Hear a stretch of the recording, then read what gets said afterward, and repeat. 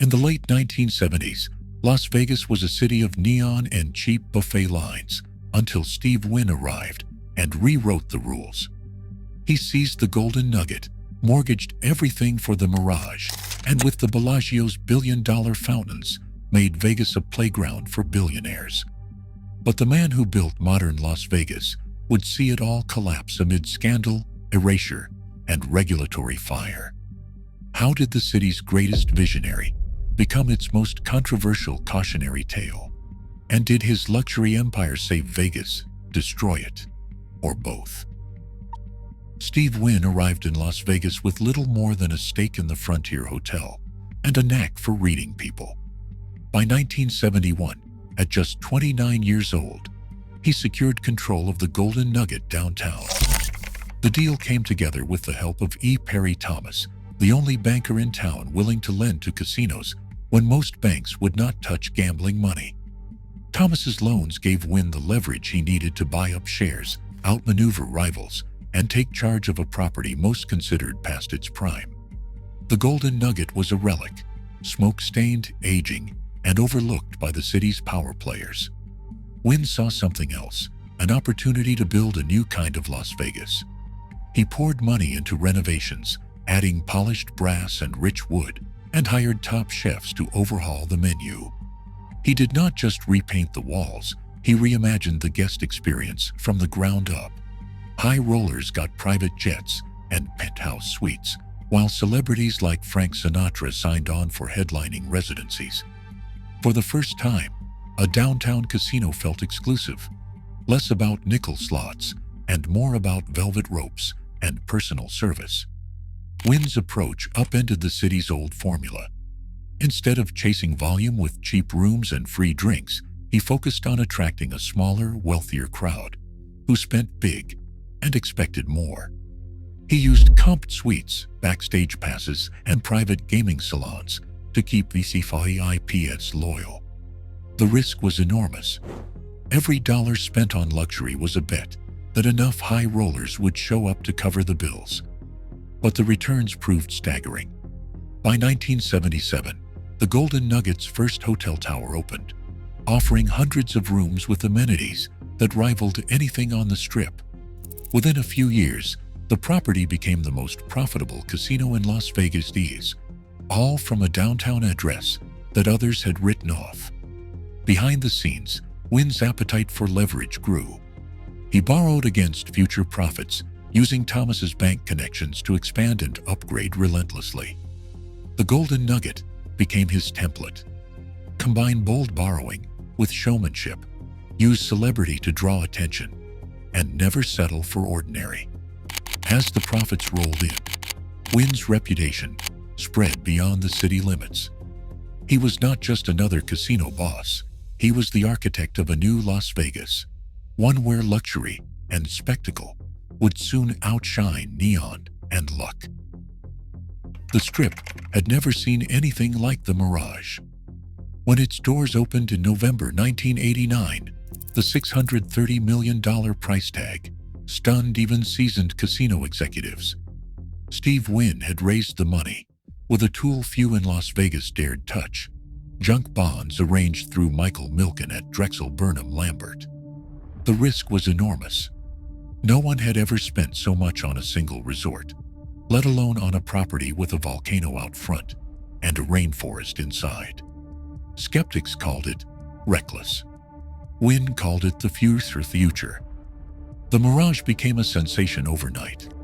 Crowds lined up along Las Vegas Boulevard to watch the volcano erupt in fire and smoke. Inside, guests wandered through a tropical atrium, past white tigers and a saltwater aquarium that stretched behind the check-in desk. Siegfried and Roy performed nightly, drawing families and celebrities to a city that had once been off-limits to both. Wynn didn't just want gamblers, he wanted anyone willing to pay for wonder. The Mirage's success rewrote the rules. Suddenly, every casino developer on the Strip was chasing spectacle, pouring money into themed mega resorts and family-friendly attractions. The old model of cheap rooms, free drinks, and endless slot machines could not compete with a property that made awe its main attraction. 9 years later, Wynn doubled down on luxury with Bellagio. The $1.6 billion resort opened in 1998, setting a new standard for elegance and ambition. Gone were the pirate ships and circus tents of his rivals. Instead, Bellagio offered an 8-acre lake with fountains that danced to music, a soaring glass ceiling by artist Dale Chihuly, and a gallery filled with works by Monet, Picasso, and Van Gogh. The restaurants were helmed by world-renowned chefs. The suites rivaled anything in New York or Paris. For Wynn, Bellagio was more than a casino. It was a statement. Las Vegas could be refined, cultured, and world-class. High rollers and celebrities arrived in droves, but so did art lovers and food critics. The Bellagio's fountains became an international symbol, splashed across magazine covers and Hollywood films. Wynn had turned the Strip into a playground for billionaires, CEOs, and global tourists. He curated every detail, from the art on the walls to the scent in the air, building a brand that promised not just gambling, but an experience. Bellagio capped a decade of transformation, proving that Las Vegas could sell luxury as well as luck. The city's future would run on spectacle and exclusivity, a vision that would shape the next era of the Strip. Wynn Resorts entered the public markets in 2002, raising capital on a scale few casino operators had ever attempted. The company's initial public offering brought in hundreds of millions, giving Steve Wynn a new war chest and a direct line to Wall Street. Investors lined up, drawn by the promise of a luxury empire built on spectacle, exclusivity, and the Wynn name. The timing was no accident. By the early 2000s, non-gaming revenue on the Strip had overtaken gambling as the main engine of profit, and Wynn's track record with the Mirage and Bellagio made his next move a hot commodity. Armed with initial public offering funds, Wynn set out to build his boldest project yet. On the site of the old Desert Inn, he poured $2.7 billion into Wynn Las Vegas, which opened in April 2005, as the most expensive privately funded construction in U.S. history. Every inch of the resort was designed to outclass the competition: a curved bronze tower, private lakes, fine art galleries, and high-end retail. The rooms, restaurants, and spa set new standards for price and service. Wynn didn't just want to impress gamblers, he wanted to capture the world's wealthiest travelers. Encore followed in 2008, pushing the luxury model even further. Together, Wynn and Encore became a twin flagship for the new era of Las Vegas, where shareholder reports and SEC filings mattered as much as slot counts. The capital required was staggering, but so were the expectations. Analysts scrutinized every quarterly result, measuring Wynn's vision against the realities of debt, return on investment, and the demands of a global market. The Strip was no longer just a playground, it was a boardroom, and every decision played out under the glare of public ownership. Wynn's ambitions did not end at the Nevada border. In 2002, Macau's government broke a decades-long casino monopoly and invited global operators to bid for new gaming concessions. Wynn Resorts secured one of the first licenses, opening Wynn Macau in September 2006 with $1.2 billion in investment. The property offered 600 rooms, fine dining, and a level of service that mirrored its Las Vegas counterpart. But the real engine was the high-roller VIP economy. In its first years, VIP gaming, driven by Chinese junket promoters, accounted for nearly 90% of total revenue. These junket operators brought in wealthy gamblers from across China, offering credit and discretion in exchange for a hefty share of profits. The model exported Wynn's luxury-first approach, but on a scale that tied Las Vegas fortunes to the flow of Chinese capital. By 2007, Wynn Macau's VIP table drop had more than doubled. and the property's success fueled a rapid expansion across the Cotai Strip. The company's Hong Kong initial public offering raised over $1 billion, drawing global investors into the loop. But with so much riding on VIP baccarat, Wynn Resorts became exposed to sudden shifts in Chinese policies, regulatory crackdowns, currency controls, and anti-corruption drives that could shrink the market overnight. The Macau experiment completed Wynn's transformation from a local showman into a global brand, but it also tethered his empire to risk far beyond the Nevada desert. On January 26, 2018, a front-page investigation in the Wall Street Journal sent shockwaves through the casino world. The article detailed more than 2 decades of sexual misconduct allegations against Steve Wynn, citing dozens of former employees and internal company records. The story described a pattern, with manicurists, massage therapists, and cocktail servers who said they were pressured or coerced into unwanted encounters. Settlement figures ran into the millions. One case alone reportedly ended with a $7.5 million payment to a manicurist buried behind layers of non-disclosure agreements.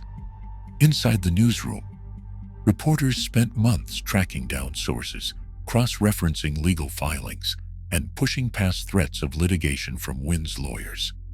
One former employee, her voice steady but tired, told a journalist that she did not say no to Mr. Wynn. She said she just tried to get through the day. Over a dozen women described similar experiences, and while some accounts had been whispered in back hallways for years, this was the first time they appeared in black and white, backed by documents and corroborated interviews. The company's board and top executives had received complaints as early as 2005, according to internal memos cited in the article. Some settlements came with strict confidentiality clauses, but the money trail was clear enough for investigators to follow. Wynn and his representatives denied all allegations, calling them part of a smear campaign. Still, the story triggered an immediate crisis. Wynn Resorts shares plunged more than 10% in a single trading day. Regulators in Nevada and Massachusetts announced urgent reviews. The clock had started on a downfall that would play out in boardrooms, courtrooms, and newspaper headlines across the world. Steve Wynn's resignation on February 16, 2018, left a vacuum at the top of the company he had built from scratch. Within hours, the board named Matt Maddox as the new chief executive officer. Maddox had spent 16 years rising through Wynn's inner circle, but now he was thrust into the spotlight, tasked with steadying a company in free fall. Boone Wason, a longtime board member, stepped in as non-executive chairman, responsible for managing the board's response and maintaining a line to regulators and anxious shareholders. The days that followed brought more than just a change of names on the letterhead. Wynn's departure triggered the immediate unwinding of his grip on the company. For years, he had been both the public face and the largest single shareholder, holding about 12% of Wynn Resorts stock.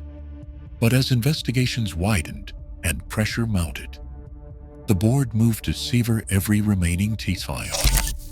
On March 8, 2018, the company announced the end of the shareholder agreement between Steve Wynn and his ex-wife Elaine, which had given them joint voting control. With that agreement dissolved, Wynn lost his status as controlling shareholder under Nevada law. Between March 20 and March 22, 2018, Steve Wynn sold his entire stake, nearly 12 million shares, in a series of rapid-fire transactions. The buyers included institutional investors and Elaine Wynn, who emerged as the company's largest shareholder. The total haul exceeded $2 billion, but the sale was not a victory lap. It was an enforced exile, a founder's exit under duress.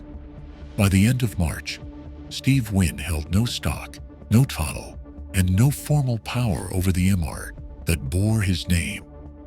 Inside the boardroom, the mood was tense and uncertain.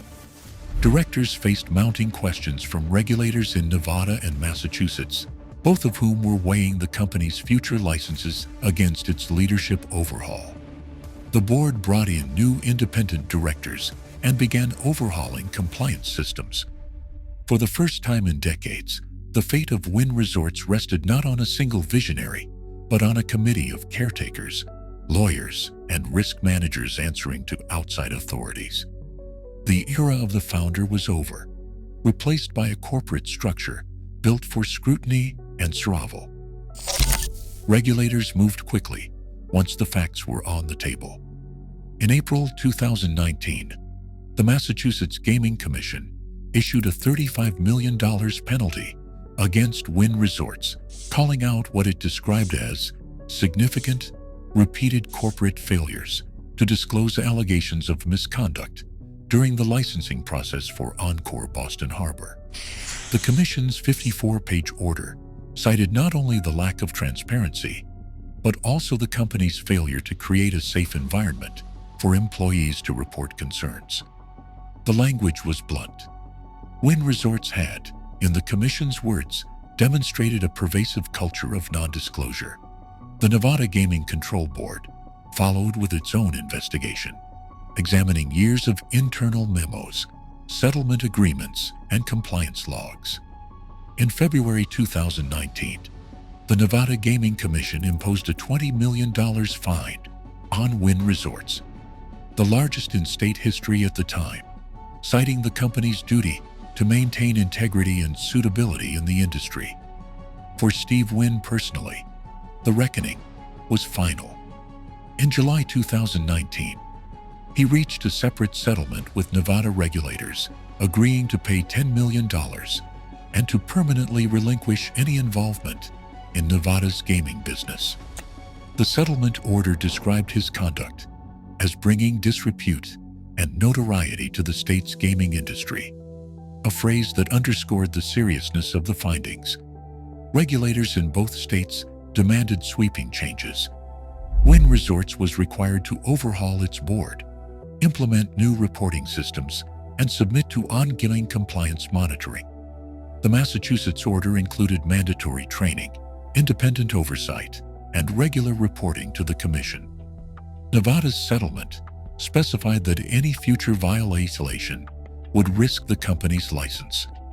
As a commissioner in Massachusetts summarized during the public hearing, the privilege of a gaming license requires candor, transparency, and accountability at every level. The penalties sent a clear message. The era of unchecked power at the top of Las Vegas was over. Wynn's name was stripped from the boardroom. His role in the industry officially closed. What remained was a company under watch and a city forced to reckon with the cost of looking the other way. By the early 2000s, the financial backbone of the Las Vegas Strip had changed in ways few predicted. According to SEC filings and Nevada Gaming Control Board data, non-gaming revenue, meaning money from hotel rooms, restaurants, bars, nightclubs, and retail, first surpassed gambling income around 2003. That year, non-gaming sources brought in about 55% of total Strip revenue. Hotels and fine dining, once considered side businesses, now outperformed slots and table games. The luxury mega-resort model, pioneered by properties like the Mirage and Bellagio, rewrote the math for casino operators. Analysts noted that room rates and food and beverage sales became the primary levers for profit growth. The old formula, cheap rooms funded by slot play, gave way to a system where every guest became a potential high-value customer, whether or not they ever touched a slot machine. Visitors who once flocked to the Strip for its promise of excitement and value now speak in a different tone. On weekend afternoons, rows of slot machines sit quiet, while guests linger in lobbies or browse high-end shops, their wallets stretched by resort fees and pricey amenities. Employees behind the counter hear the same complaints. Too expensive, too crowded. Not the Vegas they remember. A recent tourism survey found nearly half of respondents felt the city had lost its sense of fun, replaced by corporate polish and endless upsells of sells. One longtime visitor summed up the mood. It used to be about the experience. Now it's about how much they can charge you for every little thing. Dealers and cocktail servers echo the frustration, watching regulars drift away, and newcomers spend more time taking selfies than playing the Weebles. The Strip's transformation, once celebrated, now draws as much skepticism as awe. Today, Las Vegas resorts earn more from fees and non-gaming amenities than from gambling, a model born of one man's vision and unchecked ambition. As corporate profits rise, public frustration grows over soaring prices and lost magic. The Strip's transformation is still unfolding, shaped by the legacy and the warnings of those who built it. The real gamble now is who controls the city's future. What do you think? Has Vegas won or lost?